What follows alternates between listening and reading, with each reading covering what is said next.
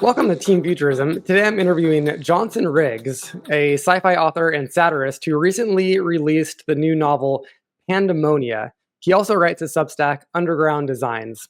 Johnson, thanks for coming on the show. Great. Thanks for having me, Peter. It is a pleasure. I do kind of want to just start by jumping right into your novel. We are a futurist tech themed podcast, but we do interview creative people as often as I can. I think it's a lot of fun, and also a lot of futurism is just like it comes straight from sci-fi, right? Like the world we're living in at certain levels, it is created by people who grew up reading way too many sci-fi novels. Give me a little bit of the backstory about Pandemonia. I have had a chance to read most of it, not all of it, but there's a lot in there that I love and could be potentially super fun to talk about. So, where did the book come from? What's it about? Yeah, give me the highlights. Yeah, sure. So, it's the first that I can tell fantasy satire ever written about the COVID regime. And like many people, I was deeply affected by it. And then it became a good cope to kind of treat it as absurd. So, what inspired me was I guess January 6th, which sounds weird. But I have a great friend, and he's on sort of the opposite side of the political spectrum. And he called me one fine January 6th and said, turn on C SPAN. This is what misinformation gets you, right? And I looked at this parade at the Capitol and I just kind of burst out laughing. Um, and I imagined the Benny Hill music, and the scene sort of stewed in my mind for a long time. I was just like, wait a second, these people think they're heroes, right? So why don't we turn this riot into a party? And that's kind of how the book was born. I write with my brother, and he got me into reading some interesting authors. I know Curtis Yarvin is a controversial figure. I don't always love his writing, but he's quite provocative. And my brother and I were talking about just the sort of weirdness of his idea, the weirdness of Trump and monarchy in general. And the question arose, like, well, what if Trump was actually a despotic monarch? And that's kind of the setting we find ourselves in Pandemonia, which is, hey, DC is a mashup of itself and Venice. Quagmerica is a swampy city state that's sinking into the mire.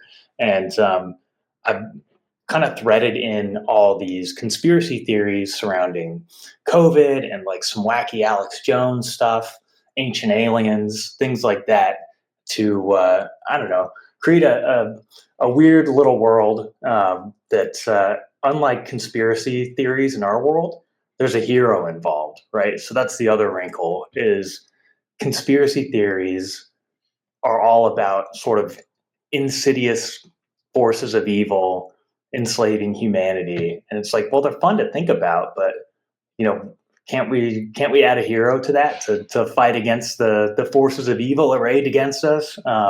So that's kind of the other counterpoint in the way I wanted to take the story. Yeah, I love that. So you wrote an essay on Substack, kind of explaining what the book was about. I pulled two quotes from it that I thought, kind of representative. One was Pandemonia is an action comedy that conflates conspiracy theories with mythic quests, which is funny. And also, you have this question that inspired the book in part. What if the coronavirus was a literal demon? So to me, and having read some of the book, it does actually feel like a movie. I don't know if this was intentional or not, but you kind of jump right in with these crazy characters. And I don't even know exactly what to compare it to, but it's very cinematic.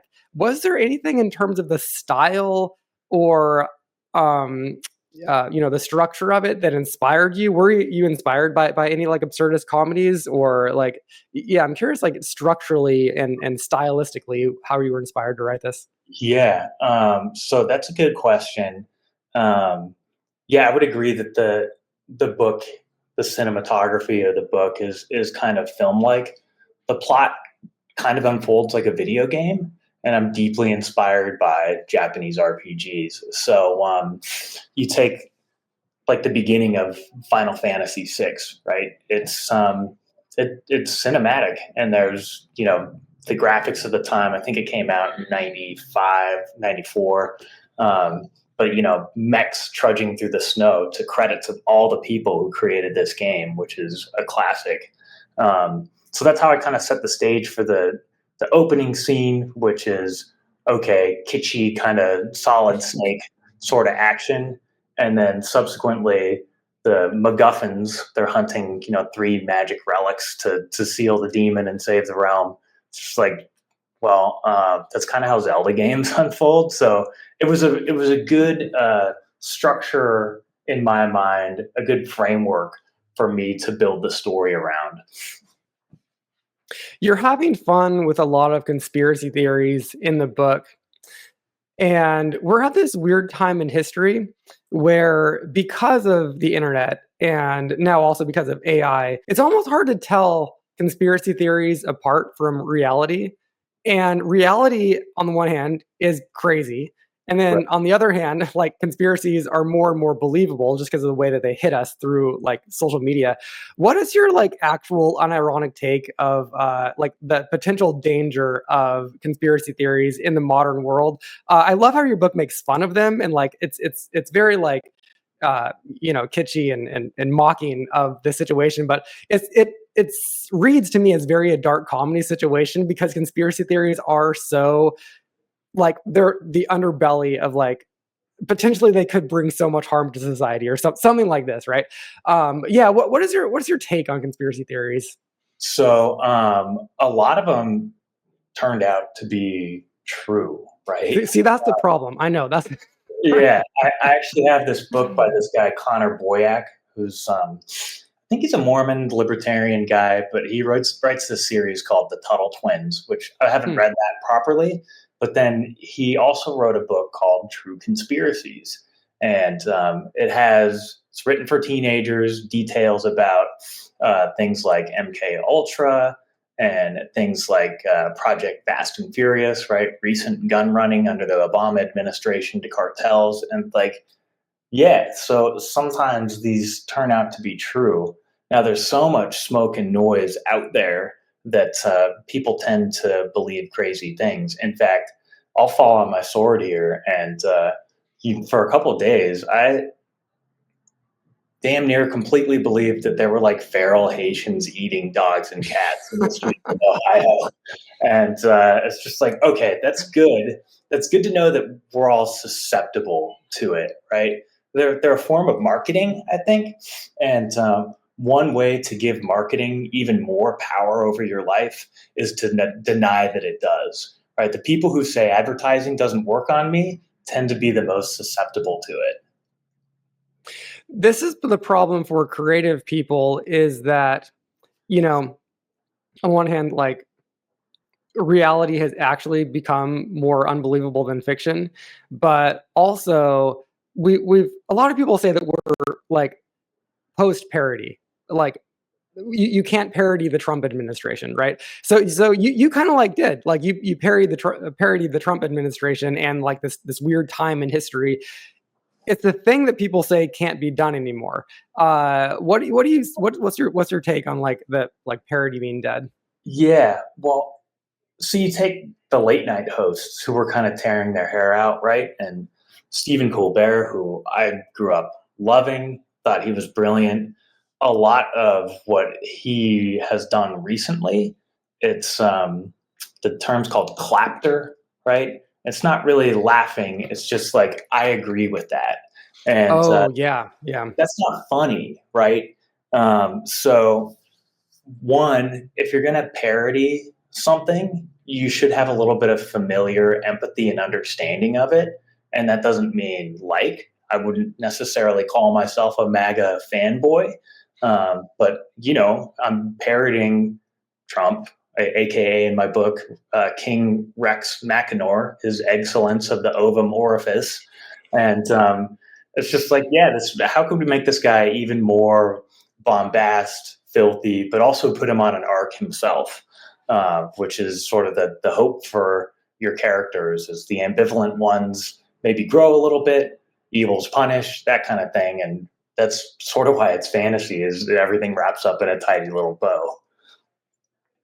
My very first published novel was called Politicians Are Superheroes, and it Okay. was written right before the 2016 phenomenon where Trump just like emerged as a political figure. And I always have thought in my mind that I kind of like anticipated that happening with this book. And your book is a little bit like kind of like is almost a companion piece to that because it kind of comes after and also does a satirical take on the whole thing. So I mean, I do think that satire and parody is alive and well, if it's done right. But what is like this is always a question that I think every writer, creative person kind of wants to grapple with a little bit is, do you think writers have any business in trying to nudge people in a certain direction or see the world in a certain way, or debunk things that are harmful? Stephen Colbert obviously does that, right? He wants his audience to see the world in a certain way, and so like I know that, like, for example, Malcolm Gladwell wrote an essay a long time ago about how all of these people who do the late night host thing, they have like an agenda, right? They want to change people's minds through their parody and through their satire. And some studies were done, this is according to Malcolm Gladwell, that apparently like it just doesn't work. Like comedy is great and cathartic, but people interpret it in whichever way that fits their worldview anyway. So Yeah. it actually isn't a great way to change people's minds. Although, like, especially on the left, in fact, maybe on the right too, you still see a lot of people trying to change minds through comedy and satire. What is your take on that? Like, do you think that creative people have any sort of business trying to change people's minds, or should that be factored in the creative process? Yeah. Well, I think like Edward Bernays was a phenomenally creative person, and he invented modern advertising and marketing. As for Good point. Yeah. creative creative people themselves, I think this evolved because I was so sick of what I thought was propaganda. It's just like, well, why don't I just write my own propaganda novel?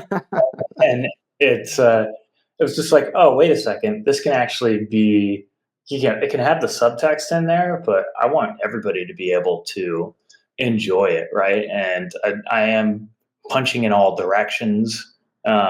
So I'm not trying to change any minds. I think maybe this is ex post facto justification, but when my boys are teenagers, I want to hand them this book and be like, "This is what really happened during COVID," tongue in cheek.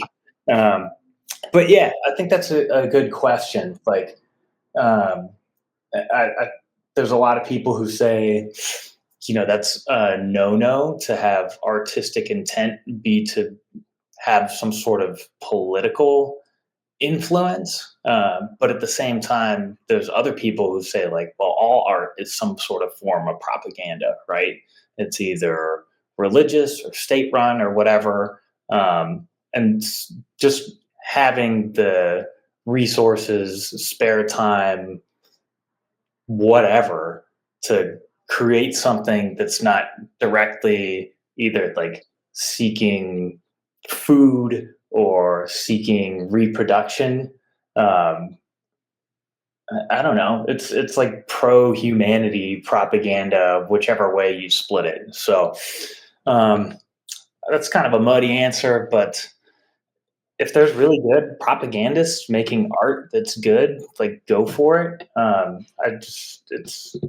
It's a dangerous slope. So when you talk about Stephen Colbert, to tie it all back together, he's not necessarily making jokes in the writer's room for his audience. He's doing it on behalf of his corporate sponsors. Right. Yeah. So that's where it gets a little bit different. I have this take that it sounds like you probably agree with, that like I think that artists can't help but to be propagandists, and what they're actually selling is not necessarily like a convincing argument to change someone's political view in the moment. I feel like what they're selling is their culture. Like Western values in general are always being sold to the broader world through everything that we produce. Yeah. And you see this as soon as you step outside of America, is that like the number one technology that we export is just like our perspective on life itself. Like you see it everywhere. Like it's crazy. Like if as the second you go outside of the like America, America is everywhere. And whether like people like America or hate America kind of doesn't matter. We have propagated ourselves to the world so thoroughly that there you say America and like it is a thing, and everyone kind of like participates in the ball game of America because we just like have that much cultural sway across the world, which is kind of fascinating. And in a way that like China just like has never pulled that off, like name a Chinese movie, right?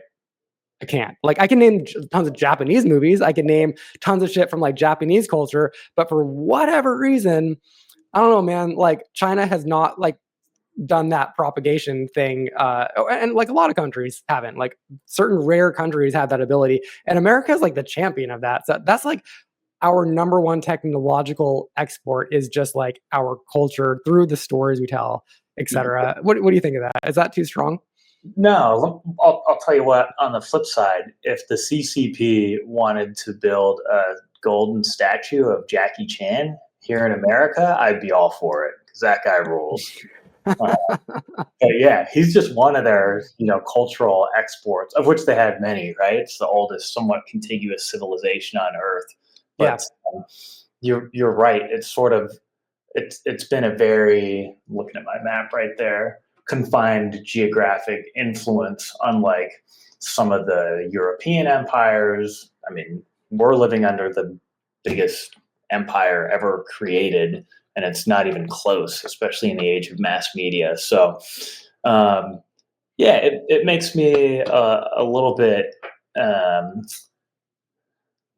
sympathetic to people who are just like, okay, can we get something besides American movies and music and art and advertisement? Like, it would be cool if people had their own thing. Getting back to comedy just for a minute, I do want to get your thoughts a little bit more specifically on this. Did you happen to catch Tim Dillon on CNN the other day? Yeah, I think I caught kind of the cliff notes of that, and it was interesting him just being a regular dude instead of stage time Tim Dillon. But obviously, he does a weekly news show, and he's seemingly better informed than people whose jobs it is to be informed. Yeah, this was an interesting cultural moment for me because I mean, on this week, like I think I tweeted about this. As like it might have even been the same day. Curtis Yarvin was speaking at Harvard, and Tim Dillon was on CNN for an hour and a half. And it's kind of like, what's going on here, guys? Like, what happened to like independent media being separated from the mainstream? It's all the same. Like, oh shit. But yeah, I thought that Tim Dillon's interview on CNN was fascinating because I mean, for a number of reasons. For one, it's just kind of like you see the desperation of mainstream media trying to. This is what like analysts always say is like if mainstream media wants to stay relevant, they have to put out a lot of YouTube content that incorporates all of like the new media like names, to draw in younger audiences. So that was interesting. You see some like desperation on CNN's part, like trying to stay relevant, which is interesting and probably smart on their part. But also the girl interviewing Tim Dillon, she was adamant about this point that the right wing now owns comedy in America. And Tim Dillon pushed back on that pretty vociferously, being like, yeah, Joe Rogan is huge, but so is Stephen Colbert, so is Jon Stewart. And he just like went down this like long list of comedians. Although it's kind of interesting to point out that most comedians who are quote right wing are actually kind of like super socially liberal. Like, Joe Rogan famously, classically, he's a liberal dude on like basically every level, except for like a couple of minor like cultural pain points that have come up over the last couple of years. So it's interesting, just this narrative that has become so dominant in the mainstream that somehow the right wing took over comedy. What is your take on that? I'm fascinated by this topic. Yeah. So I think most honest comedians would say funny is funny, right? And it doesn't necessarily matter. And to your previous point, if you want to do like pure political commentary, you have to be a Jon Stewart kind of guy who's a master of it. Otherwise, you take it the other way and you're like, oh, I'm a right wing free speech comic. You get pigeonholed into that, and then you create your own form of clapter, echo chamber type of stuff, right? So, one of the biggest touring acts right now is Shane Gillis, and yeah, he doesn't want to be identified with that sort of label, right? He wants to be a comedian who performs and relates to people and is his genuine self. And it's sort of like politics are only part of the stage insofar as it's funny and part of the act. Nobody's trying to make a point there. Kurt Metzger, who's awesome, calls himself a glorified birthday clown. I think that a lot of the people who are, I don't know, both on the left and on the right, but do lean into having overt political opinions, it almost always hurts them. Like, I noticed this with Joe Rogan, just to pick on him for a minute. He just, when he became, like like 95% of his mind became occupied with COVID for Right. like years on end. He like, you could see his like comedy instincts just totally going by the wayside. And he stopped being funny because he was always just so sincere. And it's like, this is like, I get it, like you're passionate about this, but people get passionate about all kinds of things, animal rights or like, I don't know, abortion, like pick a thing.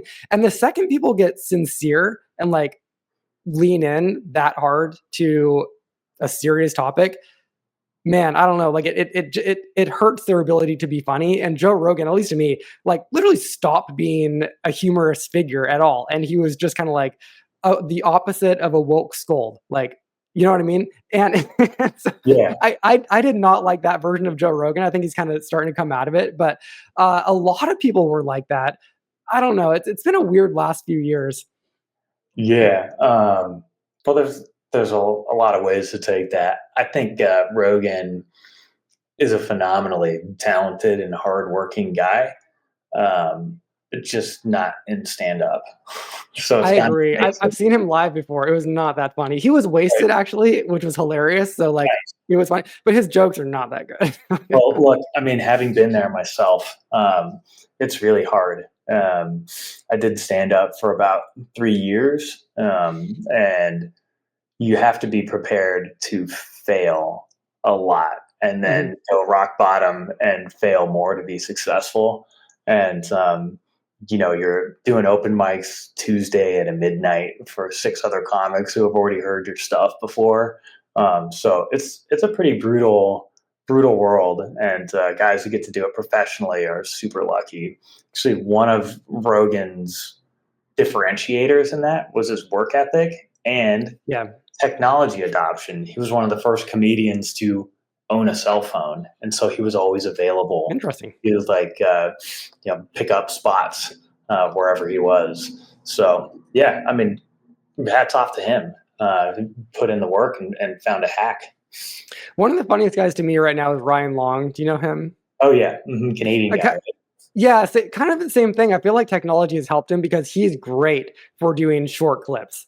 He has just like mastered that, whether it's like on the street or in a studio. He does it in different environments. And for some reason, for whatever reason, I mean, one, his jokes are good too. I think he's genuinely a super funny dude. But like he knows how to just do a TikTok type of thing or a YouTube short. He is so good at that. And I think that that is, I mean, you called it out, but you're totally right. It's being able to utilize technology that's most relevant in the moment totally gives you a leg up, I think. Yeah, yeah, agreed there. What are some of your favorite comedians? This is outside my wheelhouse. I just, there's I don't like actively seek out comedy. If it has to come up in my feed, or else I'm unaware of it. But is there anyone you want to highlight? Yeah, well, just in defense of live stand up, and we're talking about, we can tie this back into the futurism topic, but, seeing somebody perform live, unedited, in person, there's an energy to, a small room of drunk people laughing at somebody telling jokes on stage.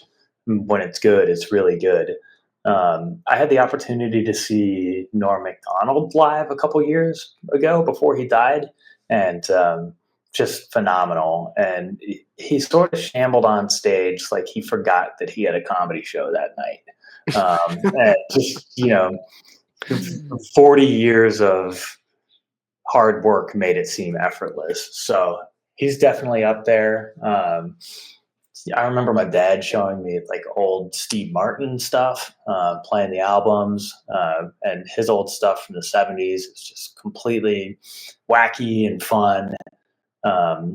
One of the things that inspired me to do it in my 20s is I was working at a campus bar, and on Friday nights when I was working, I would put on Comedy Central. I saw Daniel Tosh, and that was sort of the Oh, beginning I of. forgot about that guy. Yeah, yeah. That was kind of like the beginning of the social justice warrior movement, right? And so watching this guy perform comedy and get away with the stuff he was saying was really cool.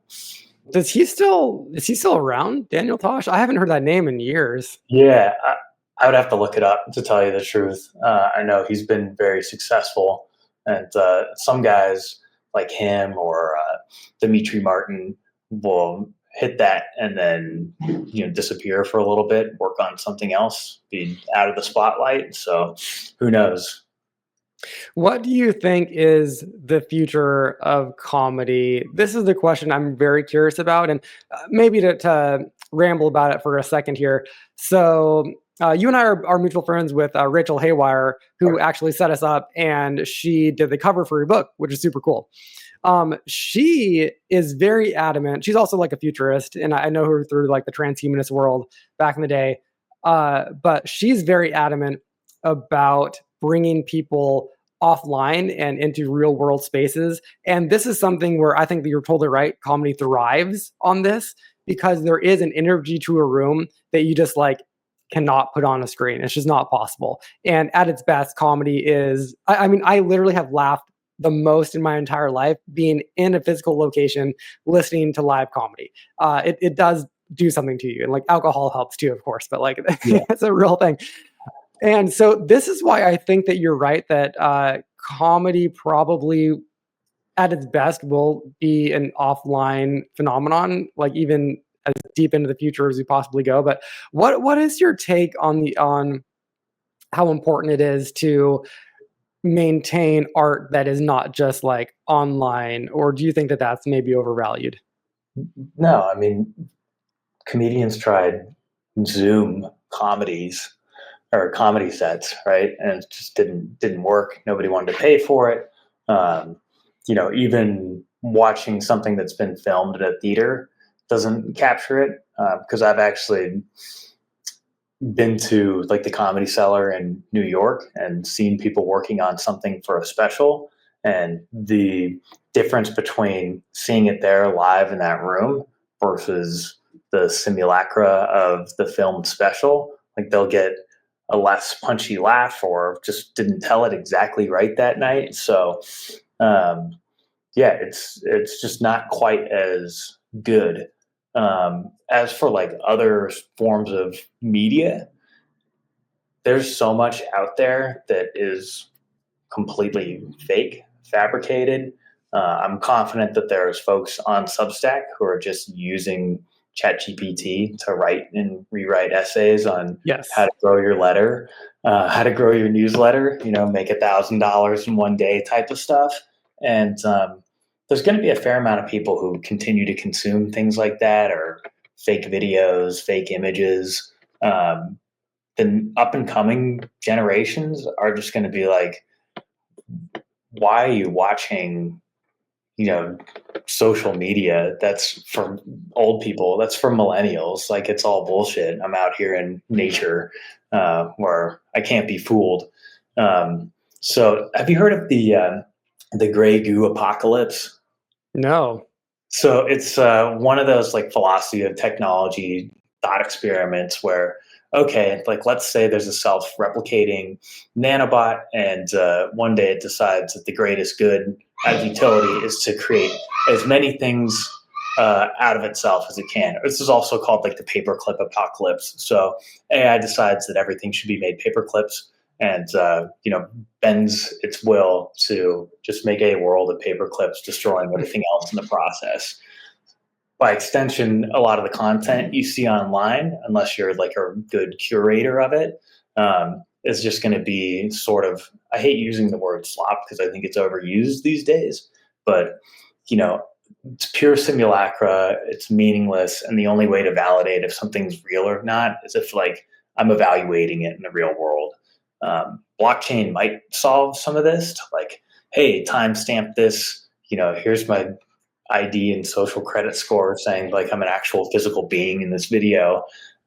So there's a double-edged sword there too.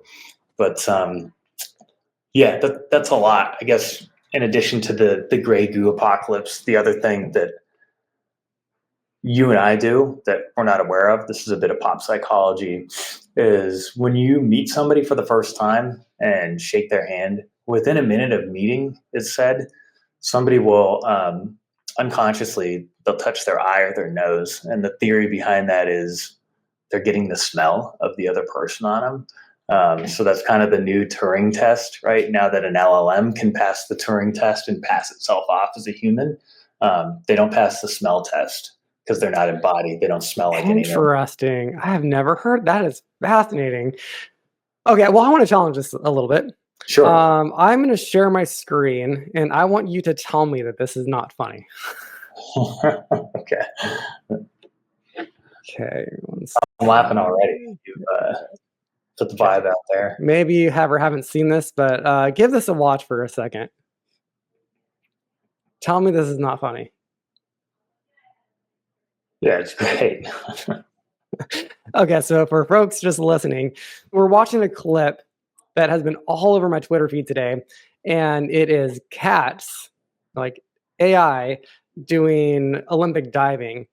And the thing is, like, the quality of it, it's not 100%, but it's like 98%. Like, it's really, really good.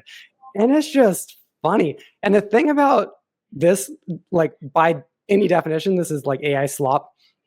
But the thing about it is that it still like genuinely makes you laugh.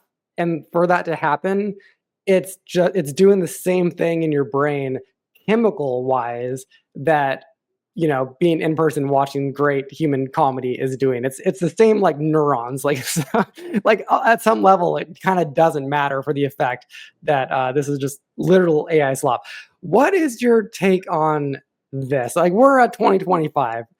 Think about 2030, what this will be like, right? Okay. This is fun. And a question people can ask themselves about stuff like this is, how does this serve me, and for how long should it serve me? Infinite videos of this would probably get pretty old pretty quickly. So kudos to the creator, right? That had some human creator in the loop there. There's another thing that I'll send you after this. I forget the Instagram account, but they make whatever the Midjourney equivalent is of animation, like these legendary stories of the Atlantean versus the Mayan Empire, and just like giant Anunnaki mechs, and like Anubis is covered with like laser arms and stuff, and they're fighting in front of the pyramids, and they do it in like a 1940s radio announcer voice about this ancient war that happened.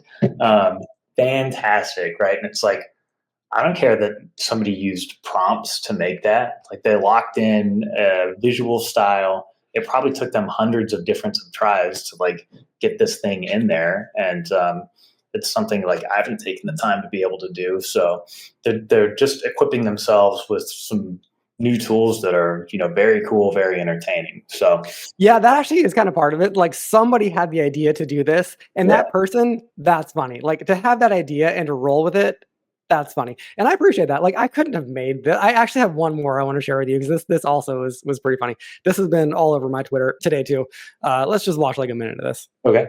Live at the sinkhole on 4th Street, which unfortunately has already taken the lives of 2 individuals. Correction, 3 individuals. You can see water levels are rising after the storm. We lost another one. Today, we're looking at the city's ongoing efforts to repair crumbling infrastructure. But as you can see, some issues are more apparent than others. You know, I really like that as an indictment of journalism, where they're just like letting people walk into the sinkholes. That's wonderful. Yeah, that's pretty good. And kind of like, again, somebody had that idea and executed it, and they're just using new tools to do like an old trick of like, yeah, I mean, it's so good. So there's totally a role for AI slop when it's good. Like I'm excited for this future, I think. But this actually brings up another point that is interesting to me. So I've been writing screenplays for the last number of years, and I do think that the film industry is going to be massively impacted by AI. I mean, if not like already, like this second, it's just coming, and it's going to be crazy how radically the industry shifts. Because, I mean, I one time I did a quick interview with a guy who was a visual designer for Everything Everywhere All at Once, which won, the Best Picture Oscar. Yeah, that was wild. And when I was having a chat with him, he's like a friend of a friend, and he was saying that like all the visual effects of that film, it was made by like I think 3 guys in an apartment in LA.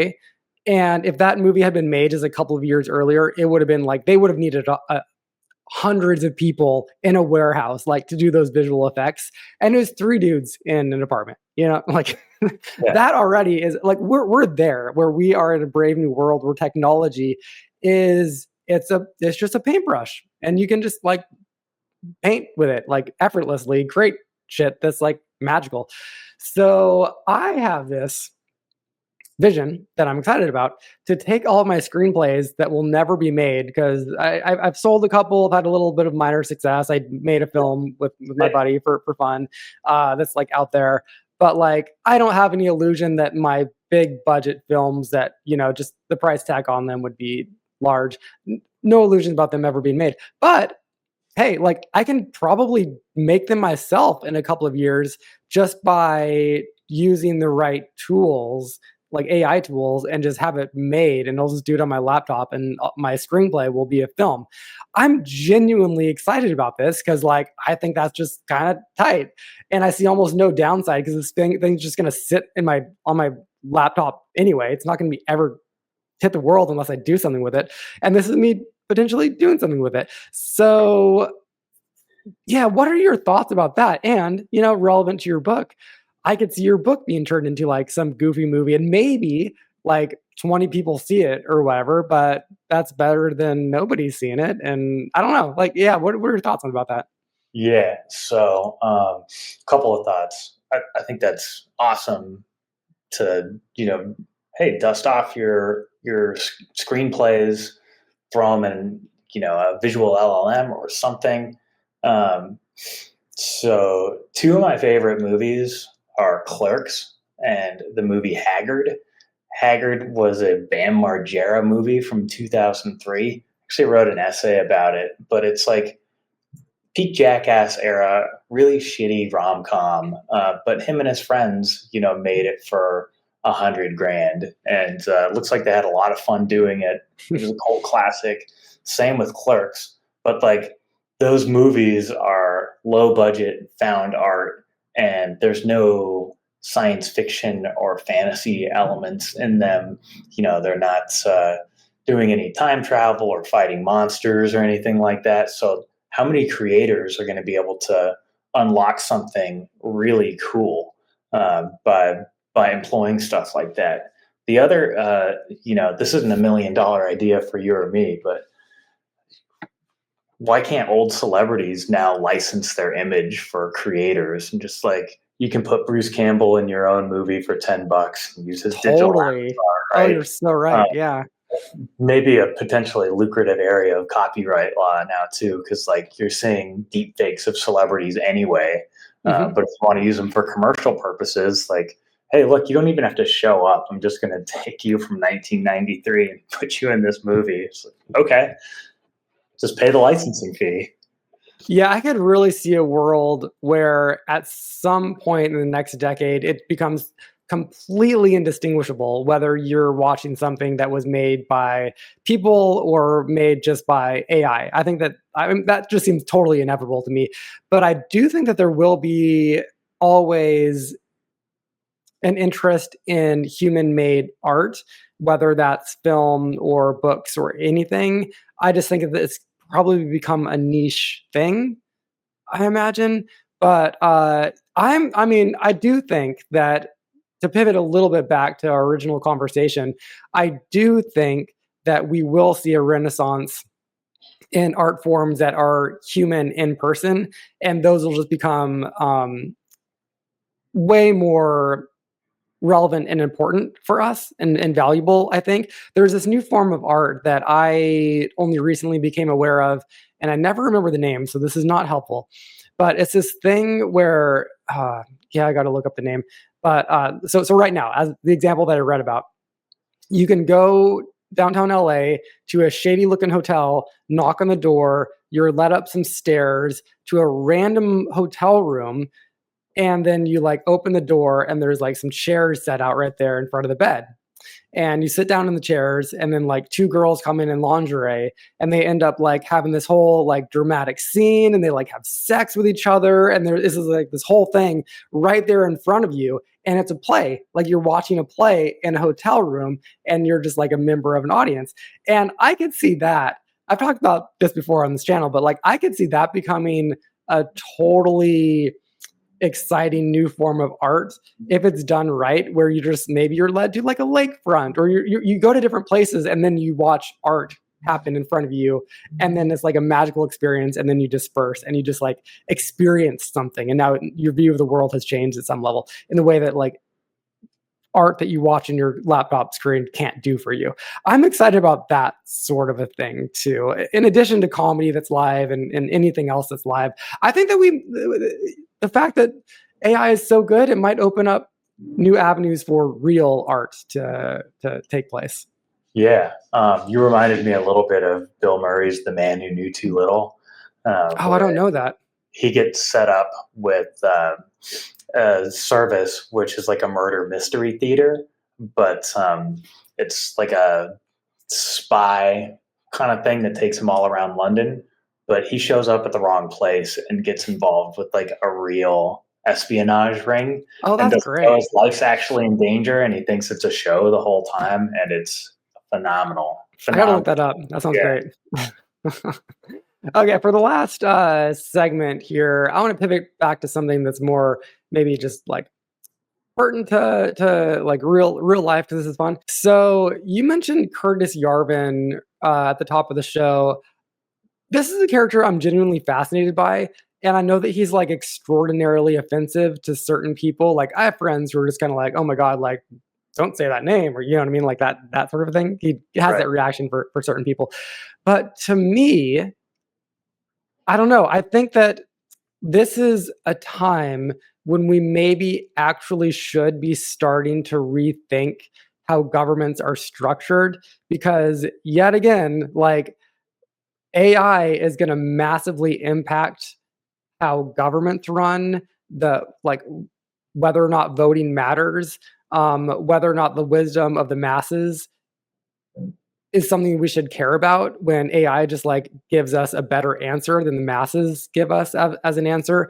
And what if we do create an AI that has all of human knowledge amassed, and it just makes the correct, quote unquote, correct political decisions that is like forward looking, but also the best for people. And it just knows what will be the correct answer for any given thing. Like climate change is a problem. Okay, here's how you solve it. And like only this AI god can solve it for us. So put it in charge for 20 minutes. The Curtis Yarvin worldview of the CEO run country opens the door to that possibility. And let's just say one more example. Like, let's say we start a new civilization on Mars. Do you think we're going to have a president and 3 branches of government on Mars? Like, absolutely not. It's going to be run like a company and with a CEO at the top. That's how the Mars government will very likely be run. So I think that his view of the world, maybe as nuts as it is at some level, it might actually be kind of important for us to talk about it and to take his thoughts seriously. What are your thoughts about that? And also I'm curious how Curtis Yarvin and his view of economics and politics, how it might have actually fit into your book. So yeah, give me your thoughts on all that. Yeah. So I borrowed a Yarvin quote for my book, which is, "We're tribal chimpanzees first and creatures of reason second." I think that's a very provocative line. Curtis Yarvin is extremely well read. He's extremely, at least these days, well spoken. That Harvard debate was a thing to behold, and he knew more about what he was talking about than this Harvard professor emeritus. Now, I would say he's original and consequential because of the way he's mimetically synthesized a lot of these old ideas for the new age. And, it's not perfect. One of the philosophers he borrows heavily from is this guy, Hans Hermann Hoppe. Hoppe wrote a very dense book called Democracy, the God That Failed. And from a pure utilitarian standpoint, its central thesis is monarchy is harm reduction, and democracy is harm exposure and maximization. And he just goes through the story of the 20th century with mechanized warfare, gas, atomic weaponry, because democratically elected governments, well, that makes everybody a combatant because you're complicit in their policies, right? And this is exactly what Osama bin Laden said. So if we're going to like a techno-feudalism type of model, there's going to certainly be some heartburn there, what with the scope of nation states currently. I actually think a really good model for this is an older book called Snow Crash. There's a lot of Neil Stephenson? Is that? Yeah. And so, it's written in 1992. It completely predicted the internet. It it was the first book to use the word the metaverse to describe the virtual reality world. The hero is kind of living in a slum, but he's a king in the metaverse. Many of the cities that are described in California are franchised cities run by private mafias. And when you think about it critically, a part of me was like, is this really so bad compared to the shape of some of our cities these days? There's a security guarantee when it's local, and you're not going to be super worried about, getting bombed for nothing you did just because you happen to be a member of a nation state.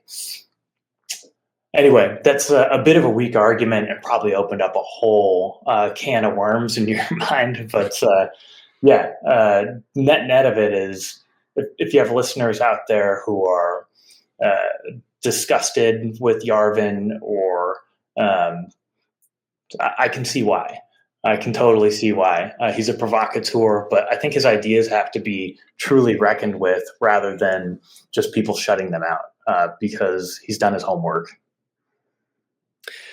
What is your general take on whether or not a government should be run like a corporation? If you could, just for fun, snap your fingers tomorrow and have America run more like more like Apple rather than a massive bureaucracy, would you do it? Like Apple, like with the slaves? I don't think so. Good point. I would rather see government run like a household, and you can only do that insofar as you care about your constituents. And that's why federalism worked so well for so long, is that you had the 50 laboratories model. And since then, it's been a lot more centralized power and authority. So, the government is a corporation, and it's the largest the U.S. government is basically the largest insurance policy broker out there, and they also happen to have a military. Corporations, buy private insurance. They're insured by the government, and they rely on military to achieve their exploits. I don't have a good alternative for that besides a vague notion of my instincts tell me that smaller is better. Agorism is the future. And if you look at something like what Balaji Srinivasan is doing with his cloud countries concept, the countries aren't just in the cloud. Like, he founded a Singaporean campus, physical place to reinvent the university model. So we'll see how that pans out. But as long as more and more people keep trying stuff like this, we'll have more models and more empirical data to base what the best fit is for individuals. Yeah, that's all very interesting. I know that, I'm fascinated by this topic, just like reading futurists. They all have takes on what the future of governments and countries look like. Kind of all of them do. And one of my favorites is FM 2030. This futurist guy, his real name is like Esfandiary or something like this. Interesting guy. But he has this view that in the future, we're going to have like the city state will be more relevant and countries will be less and less relevant. And I'm already kind of starting to see this happening. It just kind of seems like countries matter less and less, but cities matter more and more. Yeah. And they, like, right now, this is just a phenomenon that's happening. But in countries where the population is like becoming super old, like Japan is a good example, how like their population is very old and they're moving outside of the whole population is like moving into the city centers. It's very intentional that they're giving up on the suburbs, they're giving up their small towns, and they're just putting all their money and resources into city centers. And this is going to start happening apparently like all over the world. And Tokyo is like the model for this.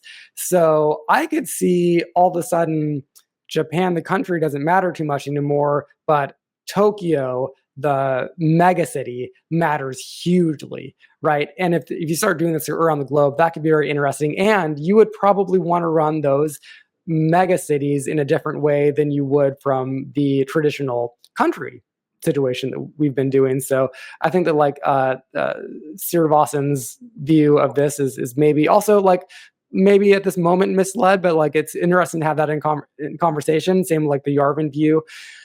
I'm excited for the future, and I'm glad that people are thinking about these things. That's my ultra milquetoast hot take on this topic. We have top men working on it.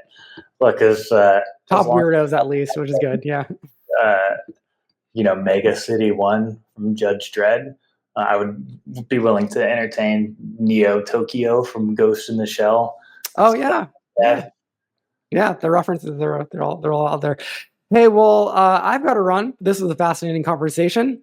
What are you working on right now, and where can people find out more about you? Yeah, so I'm Underground Designs at Substack, right under the pen name Centaur Right Satyr. Right now, I am working on marketing my book. It launches on Quagmerican Independence Day, which is July 4th. I love it. The link in the show notes or whatever. I've been, blasting out marketing on my Substack. So if people want to come and find me, Underground Designs is the name of the blog. Excellent. All right. Well, I'll put links to that down in the show notes. Thanks for coming on the show. Thank you, Peter Clarke. Take care, man.